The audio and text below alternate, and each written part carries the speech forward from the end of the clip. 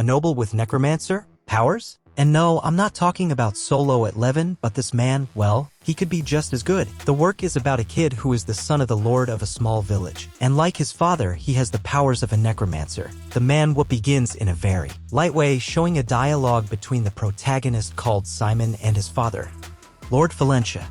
The first chapter begins with his father asking Simon, what is the greatest virtue of a lord? Simon says that maybe it's generosity, which between us doesn't make much sense. Well, your father who is a lord says that it's not a bad answer, but the right answer is a good heart.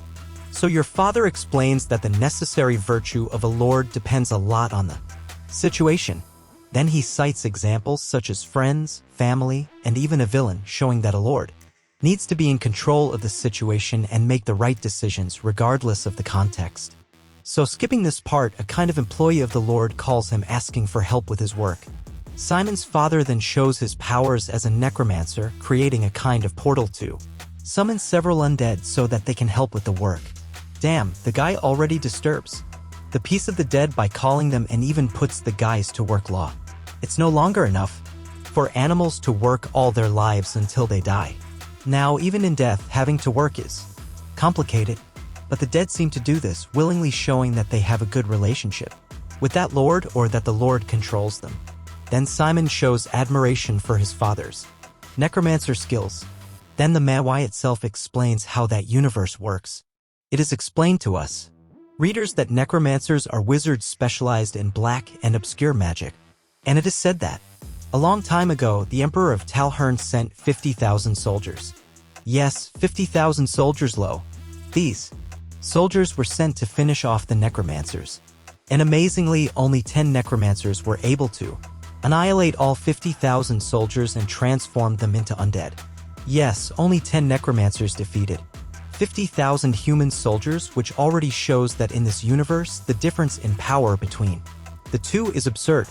Furthermore, Kazin, which is where the necromancers come from, in addition to annihilating all 50,000 soldiers, they also destroyed the entire Talhern Empire, bringing to an end the Battalion of the Rose, as they were called, and transforming their emperor into a body rotting left on his throne.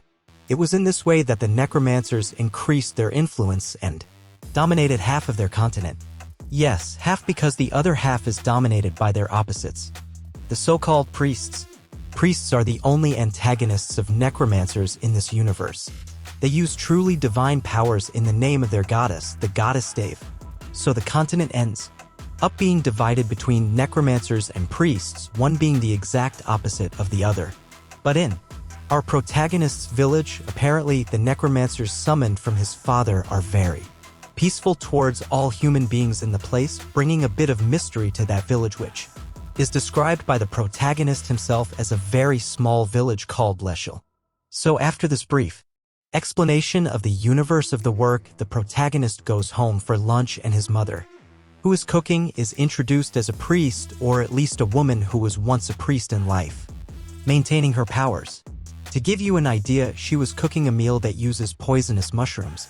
But with her magic, she transformed them into edible mushrooms, which shows a certain purity coming from her magic, as if it were a magic used only for good things, apart from the poison, transforming it into something good, not deadly. Then the protege starts to think about how curious it is that his parents get along so well together, since they're exactly the opposite of each other. It's as if his parents were on an eternal honeymoon, according to the protagonist.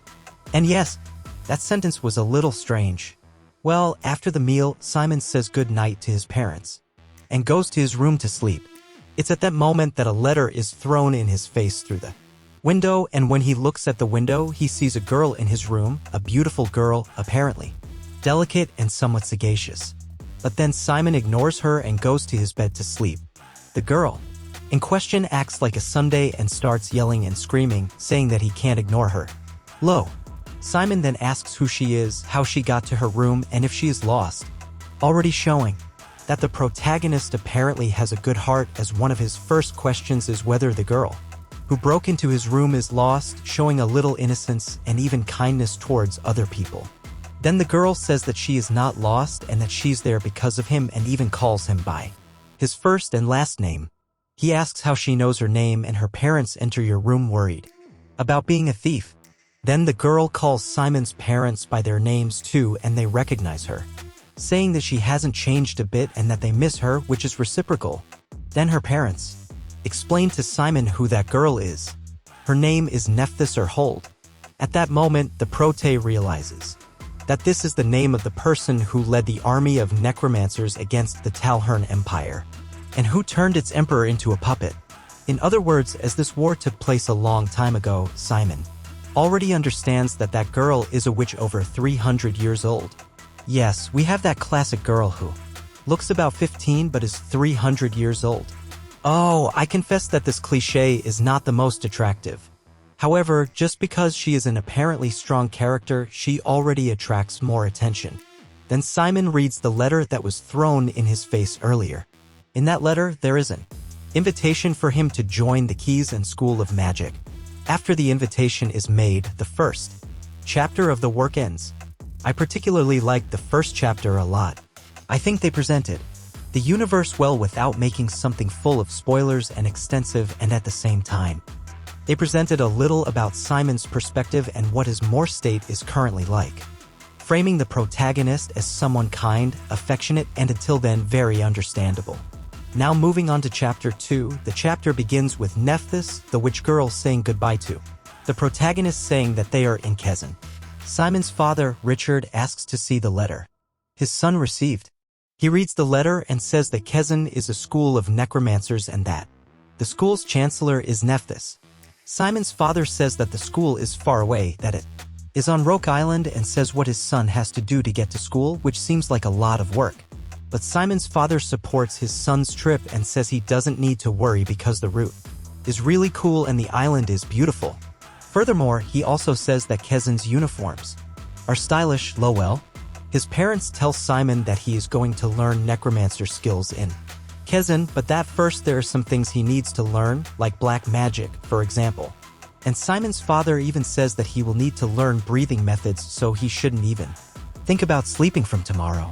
So Simon begins the busiest week of his life according to himself to join Kezan. Simon's parents said that his admission to school would be fun. However, according to Simon, his parents seem worried since then, as if something dangerous was going to happen, which we know will happen. Right, Simon Lowell? So Simon went without sleep for 3 days during his week of training while he formed his core with the help of his father's magic. On the other days, he learned the breathing method and took black magic classes with his father, who apparently knows a lot about the subject from what we saw. The guy seems to be angry. So a week later, Simon, who was a boy who spent his entire life in that village, was now leaving in search of a goal, going to the capital and then to an island very far from his city. He was going with his father to Kezan, and even during the trip his training didn't stop. It was essential for him to learn to control his mana and be able to flow it throughout his body, because this mana released in his body is darkness, the source of power of a necromancer, according to his father. Richard says that the biggest difference between a wizard and a necromancer is darkness, saying that mana is like a gas that has a low density and tends to disperse through the air. Darkness is more solid, like a liquid, and therefore it is easier to change its shape. And Richard shows in a practical way how he does it.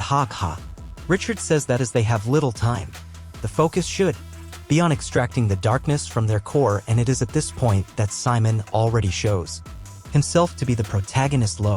Simon makes a tree with a bird on his mother. Using his mother's darkness, his father shows through his thoughts that it usually takes 6 months to 2 years to create a shape with darkness, but that his son learned in just 3 days. Richard thinks his son is talented and that he helped form his core hope, and his son doesn't repeat his father's mistakes.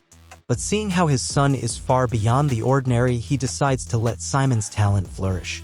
Simon shows his father midnight blue, a shade of blue that his darkness has. His father praises him, and this even makes Simon ask if it's a rare case, or if he's a genius, and his father says, "The color is just beautiful, lol, wow." Then he broke MLK's legs. Then the cart stops at the border of the Kingdom of Dresden. Leave Simon there. His father then explains that he can only go there because he cannot enter the territory of Dresden, and that this is a long story. This information made me feel good, elated. Like, why can't he enter the territory? Has he ever fought wars with this kingdom? Well, something tells me that Simon's father doesn't have the produce heart. But anyway, his father tells Simon that he is proud of him and that he will decide what to do on his own. So Simon follows with the cart, and after a week he arrives in the capital of Dresden called Langerstein. Simon has the address where he needs to go. However, as it is a very big city, the boy gets very lost. He then asks a random woman on the street for information, and she simply has one eye popping out. Yes, that is very uncomfortable, and the MLK tries hard not to freak out at the beginning. She then sees the address and tells Simon where it is. He then thanks her and she wishes him good luck. How much do you want to bet that this woman will be a villain in a few chapters? I'm still in chapter 2, so I can't say, but it's my guess. Then a bald man and a bard ask the same woman for information, and Simon continues his journey. It shows a woman in a fountain waiting for someone being probably Simon. She's wondering what's taking him so long, and then the chapter ends. Yes, it ended here. Will this girl be his romantic partner? Well, we'll find out about that in the next chapters, and to be honest, I'm curious to read more and more. However, I want to know what you think. If you like this video, leave a like and write in the comments part 2. And then I'll read more chapters and bring you more videos about this man. I really like the presentation, and I'm curious to see what the school of necromancers will be like, and of course, how the protagonist will be nice to everyone, or maybe the work surprises me and he starts to be the worst in the class. That would be a very interesting plot twist, right? Well, if you want part 2, then leave it here in the comments part 2 and subscribe to the channel. And I'll bring you part 2 as soon as possible. I'll stop here. I hope you enjoyed this video and see you next time.